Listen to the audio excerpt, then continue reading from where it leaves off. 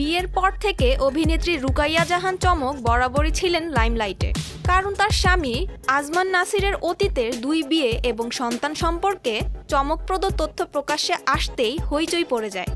যে কারণে সম্প্রতি এক ভিডিও বার্তায় অভিনেত্রীর স্বামী জানিয়েছেন তার কুৎসিত অতীতের কারণে স্ত্রীর সামনে দাঁড়াতে পারছেন না তিনি।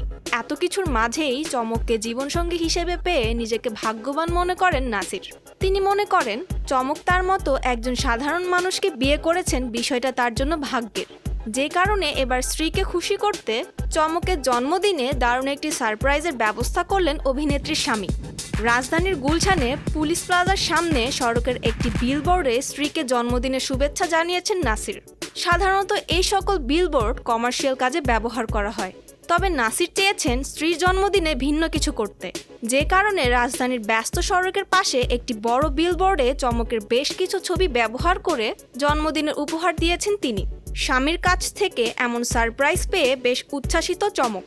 সামাজিক যোগাযোগ মাধ্যমে প্রকাশিত বেশ কিছু ছবিতে দেখা মিলল সেই চিত্র, যেখানে বিলবোর্ডে চমকের ছবি ও অভিনেত্রীর সামনে জন্মদিনের কেক দেখা গেছে।